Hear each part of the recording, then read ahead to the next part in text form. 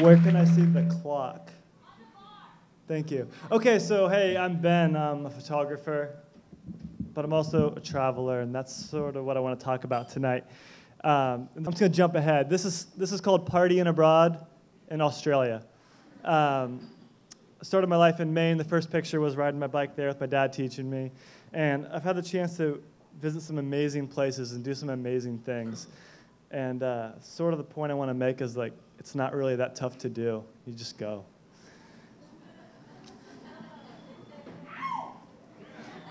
Okay, so a friend once told me that he'd rather spend his money on experiences rather than things. And it's such a simple thought, but I really took it to heart. And from that, I came up with my own sort of motto, which is, I want to ask questions of myself that can only be answered by the experiences I create. That's a friend I made in Honduras recently. Okay, so the world's a small place, and you can get across it in a day in an airplane, or you can spend a couple months getting across it on a bicycle. I read an article recently about a guy who spent a year paddling across an ocean. It wasn't me. Just got to keep checking the time, you know. Another thing that I think is important about traveling is to be vulnerable and to be open. You never know what's around the corner. It's a beautiful road, but it's probably just as pretty around the corner, so just keep going and keep moving. And yeah, it's a big world, and yeah, it's a small world, so don't get caught up on planning any of these huge adventures. You can go 3 hours down the road and stay at the Treehouse Hostel in Brunswick, Georgia, and it costs $20 and it includes dinner.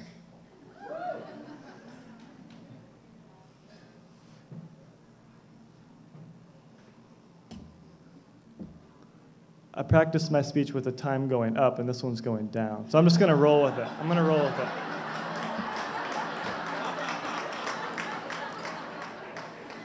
So last summer, I had my favorite adventure so far. For 10 years, I've wanted to ride a bicycle across the country. I found out later it's something I wanted to have done, not something I wanted to do. But I'm glad I did it, if that makes sense at all. So for about a year, I daydreamed and planned the trip, and eventually one day I got on a plane and I flew to Maine, where I started my life, and I started pedaling, and it was awesome. I pedaled down the whole coast as far as New York. So I went through New Hampshire and Boston, New York, and I rode in and out of New York, which is a lot easier than it sounds. It's no problem. Here's my route. There's more, just wait.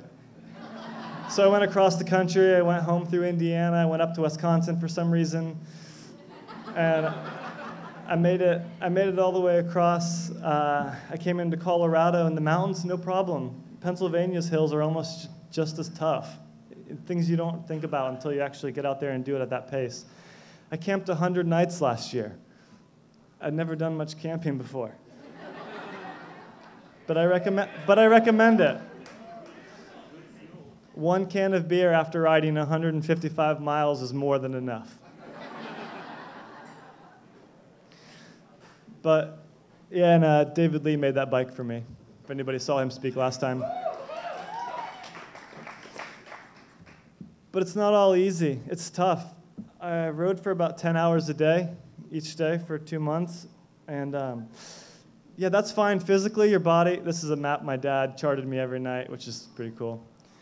Your body can physically get used to anything. You can get used to being fat. You can get used to sitting on a bicycle seat for 10 hours a day. It's sort of the unknown of your mind, which you can't really prepare for. That's somewhere in the desert of Arizona. I don't know what was happening.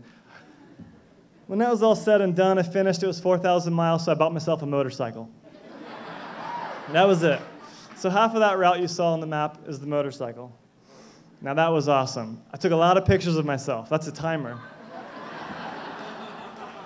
So I sent all the bike shit home. I bought a motorcycle and a duffel bag and a coat from Goodwill, and I started riding up the coast. I went up through Big Sur and the whole Pacific Coast Highway and into Oregon, through Eugene, into Portland, and I'm all alone. But for some reason, people travel on the West Coast and not in Kansas, so I had a good time. I met a lot of people. So I got up to Portland. I made my first right, and I started heading across to Oregon. I learned how to do a wheelie, too. So you make it across the country and going through Wyoming, never been to Jackson Hole, did that, went across South Dakota, Sturgis, the big Harley-Davidson rally. I didn't fit in, but I did it. I camped with these Canadians. You never know what's around the corner. Hey, from South Dakota.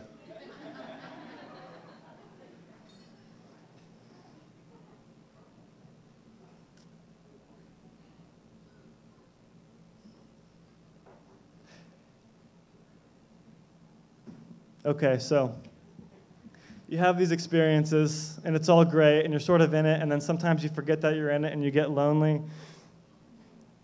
And it's going to leave some scars, and it's some experiences, and some things you want to remember, and some things you don't. And sometimes there's going to be a storm ahead, and what do? You just go have another coffee at the cafe at the town that's right there. You're fine. I have tan lines on my legs from July. They're still there. Okay, so to simplify everything, you can go have these experiences, and you can come home, and your friends are right there. It's like nothing happened. It takes a lot of time for this stuff to sink in, for you to make sense of it all. I'm still learning things about that summer.